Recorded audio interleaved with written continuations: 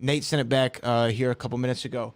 He said, what are your thoughts on Daniel Cormier confronting Jake Paul? Now, I don't know if you saw the video, Booker, but during the broadcast, Daniel Cormier made his way over to Jake Paul, who was front row at the UFC show, and the two started jaw-jacking back and forth, which led to Daniel Cormier aggressively pointing his finger in Jake Paul's face, which then led to Daniel Cormier saying today on his show with Ariel Helwani that he would fight Jake Paul in an MMA match, not in a boxing match, in an MMA match. What are your thoughts on the whole thing, Booker? Yeah, I mean, you know, an MMA match at 205. Let me be specific, but go ahead. At 205. That's funny. This is why I look at stuff like that, man.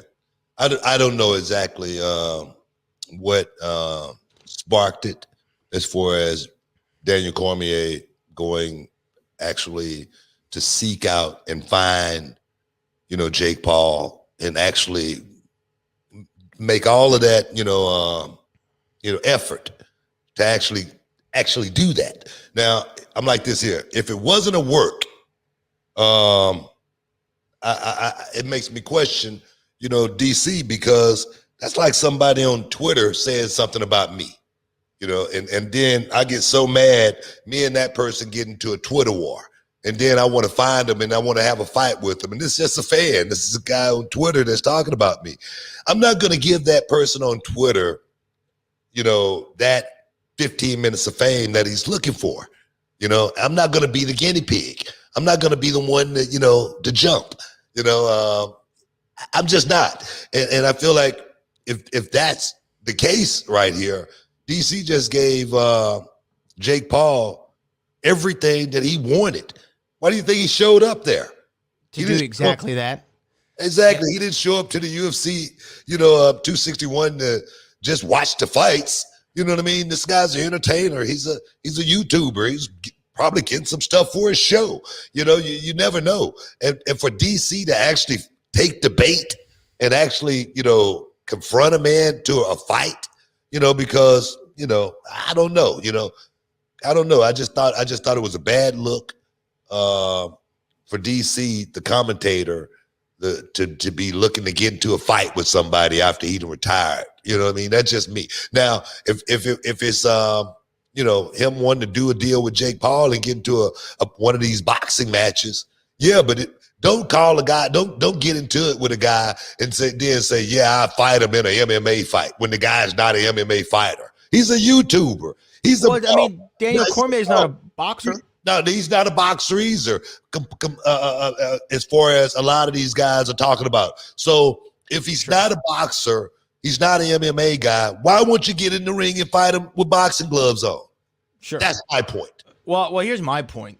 Daniel Cormier is bigger than Jake Paul in the sense of you've had your Hall of Fame career, your former heavyweight champion of the world, light heavyweight champion of the world, retired, a respected individual in the MMA community. You do not need to punch down to Jake Paul. You don't need a 24-year-old to goad you into stepping outside of your job.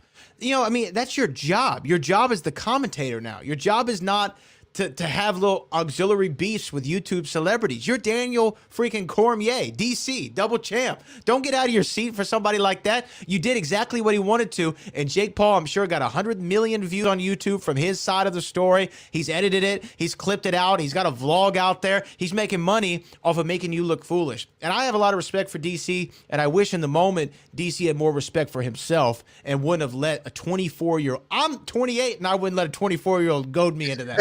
You know what I mean? Like I wouldn't do that. So I mean, Daniel Cormier is 42 or whatever old he is. You know what I mean? Come on, DC, man. You got to be bigger than that. However, like I understand, Jake Paul's a hateable guy. Trust me, he's a guy who you'd probably want to punch in the face if he was trying to get after you. But that's his gimmick. And you know what? You worked yourself into a shoot, brother. Bro, like I say, my sentiments exactly. I just did not see what was the in wrestling, we always looking for a payoff. Sure. Okay. When something happens. So somewhat like when the Undertaker confronted Brock Lesnar. Just think of that. you know, it didn't work out. You know, things didn't happen, didn't work out. But that's what it was for. Those guys were looking for a payoff. You know, WWE. You know, UFC fighter. You know, eye to eye standoff. What's going to happen? That was for a payoff.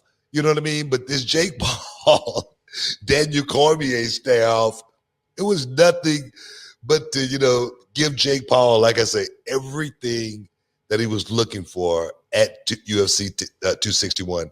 He got a bigger pop than anybody in the building that night. Yeah. I mean, he did what. Look, man, he's a hot name right now. He's a hot commodity. People are talking about him. Daniel White's talking about him in press conferences. He's being asked about him in every interview that I saw leading up to this fight. Jake Paul's doing what he's supposed to do. Stay relevant. That's what you have to do. Especially when you're somebody who, let's be honest, he's got limited skill. I mean, he's got a ceiling as a professional fighter, right? He's got a ceiling.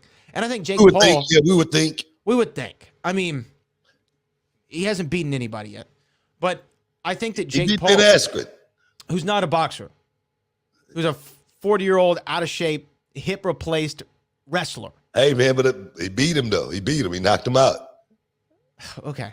I mean, you can give him credit for that, sure. At least Ben Askren at one point of his career was a professional fighter and not the slam dunk champion from a decade ago.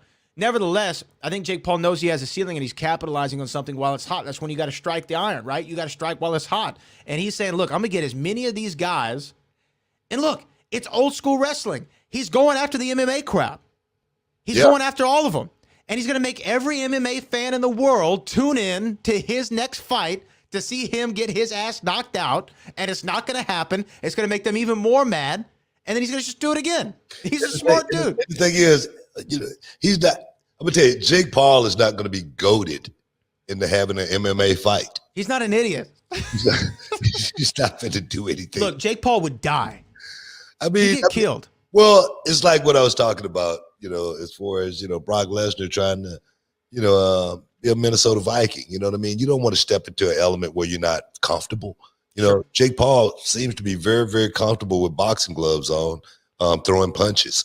And I think if Daniel Cormier was to, you know, called him out to a boxing match, you know, I think that fight would be made. Honestly, I really do.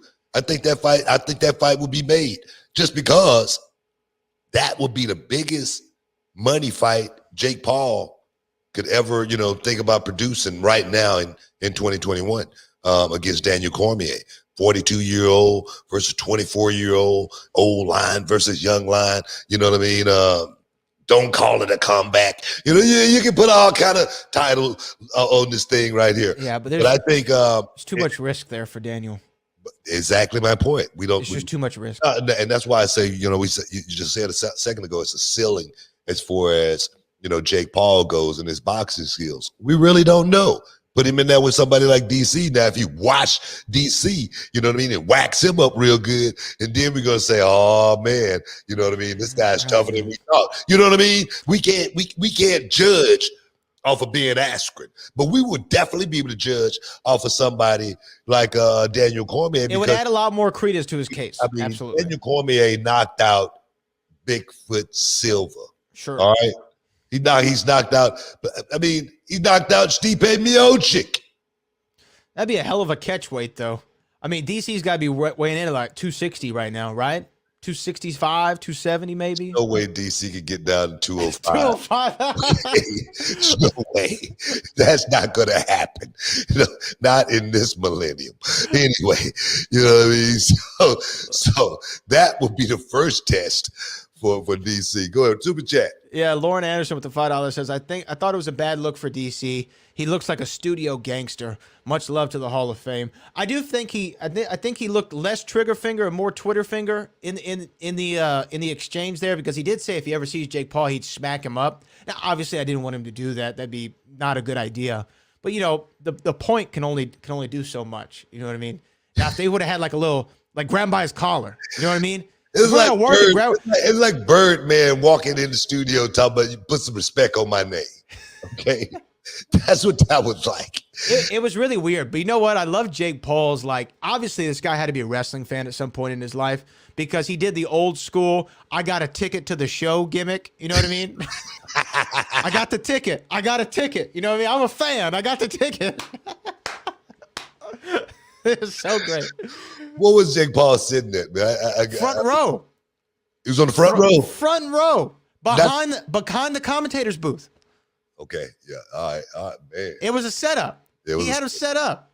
That was a setup. Jake Paul said, give me the best seat in the house. You know, I can afford it. You know what I mean? I don't know about the rest of these suckers, but give me the best seat in the house, man. It's good, man. It's good entertainment. You know what I mean? It is what it is. Don't get set up like that again, DC. Come on, man. Definitely not a good look. Stick around, guys. You're in the Hall of Fame. We'll be back in a minute.